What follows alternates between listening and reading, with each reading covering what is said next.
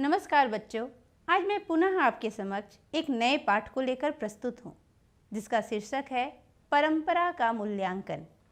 यह एक निबंध है जिसके निबंधकार हैं डॉक्टर रामविलास शर्मा। यह निबंध इसी नाम से एक पूरी पुस्तक भी है। परंपरा का मूल्यांकन निबंध समाज, साहित्य और परंपरा के पारस्परिक संबंधों की सैद्धांतिक एवं व्यवहारिक मीमांसा प्रस्तुत करता है। परंपरा के ज्ञान, समझ और मूल्यांकन का विवेक जगाता यह निबंध साहित्य के सामाजिक विकास में क्रांतिकारी भूमिका को भी स्पष्ट करता चलता है। नई पीढ़ी के लिए यह निबंध परंपरा और आधुनिकता की युग अनुकूल नई समझ विकसित करने में सहायक है। इस निबंध को पढ़ने से पहले हम निबंधकार डॉक्टर रामविलास शर्मा का एक संक्षिप्त परिचय देखेंगे। ये जो आप तस्वीर देख रहे हैं, ये हैं डॉक्टर रामविलास शर्मा। डॉक्टर रामविलास शर्मा का जन्म 10 अक्टूबर 1912 ईस्वी को हुआ। जन्म स्थान उन्नाव जिला, उत्तर प्रदेश के झांसी में। ये प्रगतिशील लेखक संघ के महामंत्री रहे। इनका निधन 30 मई 2000 ईस्वी में हुआ। ये प्रसिद्ध आलोचक रहे, मार्क्सवादी आलोचक, प्रगतिवादी समीक्षक हैं। रामविलास शर्मा को साहित्य अकादमी पुरस्कार प्राप्त था और वह कृति थी जिस पर साहित्य अकादमी पुरस्कार प्राप्त हुआ उन्हें, वह कृति है निराला की साहित्य साधना। इनकी प्रमुख रचनाएं हैं प्रेमचंद और उनका युग, आचार्य रामचंद्र शुक्ल और हिंदी आलोचना। आगे देखिए, भारतेंदु हरिश्चंद्र, भाषा और समाज, नई कविता और अस्तित्ववाद, भारत में अंग्रेजी राज और मार्क्सवाद, विराम चिन्ह, बड़े भाई आदि।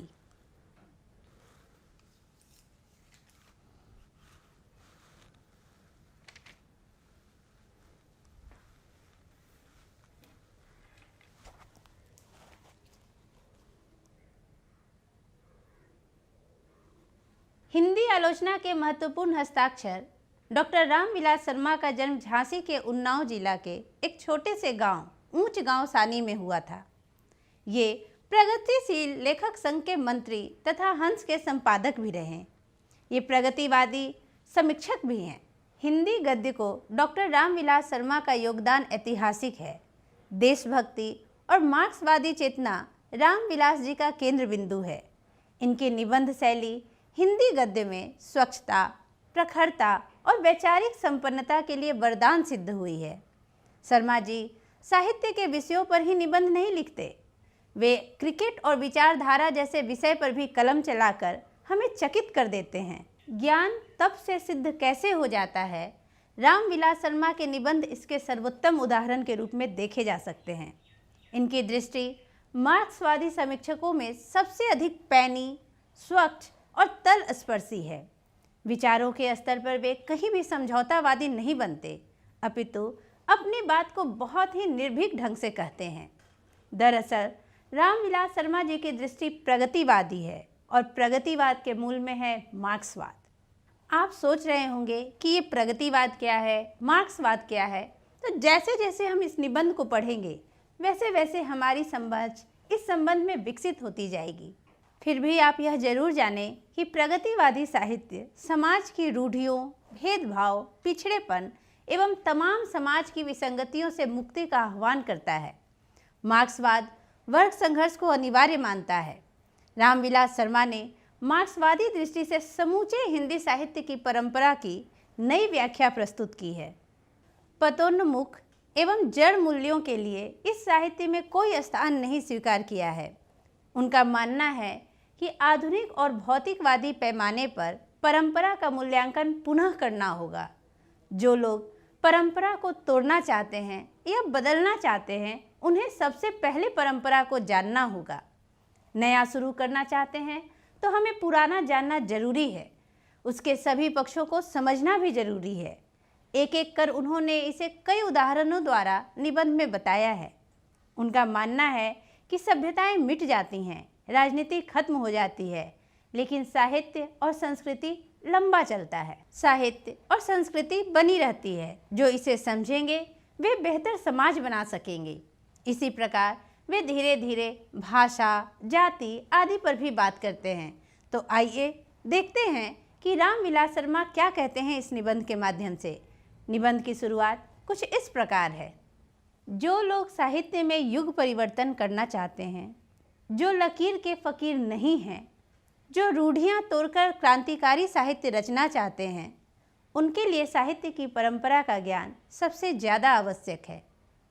जो लोग समाज में बुनियादी परिवर्तन करके वर्गहीन, शोषण मुक्त समाज की रचना करना चाहते हैं, वे अपने सिद्धांतों को ऐतिहासिक भौतिकवाद के नाम से पुकारते हैं। जो महत्व ऐतिहासिक भौतिकवाद के लिए इतिहास का है, वही आलोचना के लिए साहित्य की परंपरा का है।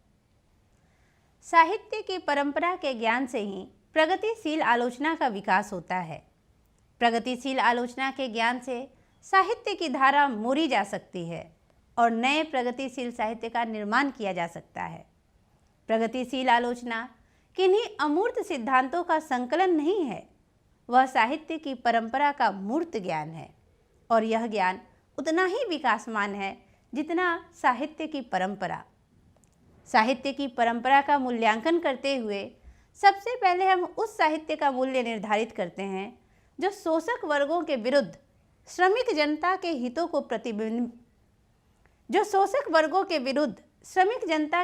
प्रतिबिंबित करता है। इसके साथ हम उस साहित्य पर ध्यान देते हैं जिसकी रचना का आधार शोषित जनता का श्रम है और यह देखने का प्रयत्न करते हैं कि वह वर्तमान काल में जनता के लिए कहाँ तक उपयोगी है और उसका उपयोग किस तरह हो सकता है।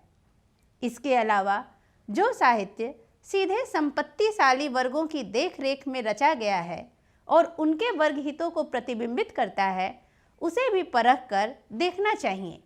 यह देखना चाहिए कि यह अभ्युदयशील वर्ग का साहित्य है या ह्रासमान वर्ग का। यह स्मरण रखना चाहिए कि पुराने समाज में वर्गों की रूपरेखा कभी बहुत स्पष्ट नहीं रही। जहाँ पूंजीवाद का यथेष्ट विकास हो गया है, वहीं यह संभावना होती है कि संपत्तिशाली और संपत्तिहीन वर्ग एक दूसरे के सामने पूरी तरह विरोधी बनकर खड़े हों। पुराने साहित्य में वर्ग हित साफ साफ टकराते हुए दिखाई दें, इसकी संभावना कम होती है।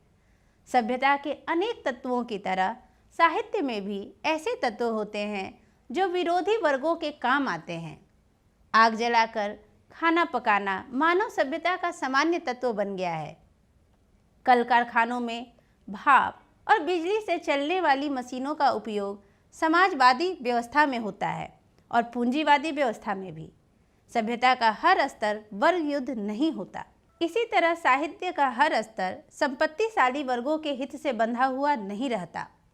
साहित्य की इस व्यापकता को स्वीकार न करना वैसे ही है जैसे समाजवादी व्यवस्था में बिजली का उपयोग न करना, क्योंकि इसका आविष्कार पूंजीवादी समाज में हुआ था और उसका उपयोग भी पूंजीपतियों ने अपने हित में किया था। साहित्य मनुष्य के संपूर्ण जीवन से संबद्ध है। आर्थिक जीवन के अलावा मनुष्य एक प्राणी के रूप में भी अपना जीवन बिताता है। साहित्य में उसकी बहुत सी आदिम भावनाएं प्रतिफलित होती हैं जो उसे प्राणी मात्र से जोड़ती हैं। इस बात को बार बार कहने में कोई हानि नहीं है कि साहित्य विचारधारा मात्र नहीं है, उसमें मनुष्य का इंद्रिय बोध, उसकी भावनाएं भी व्यंजित होती हैं। साहित्य का यह पक्ष अपेक्षाकृत अस्थायी होता है।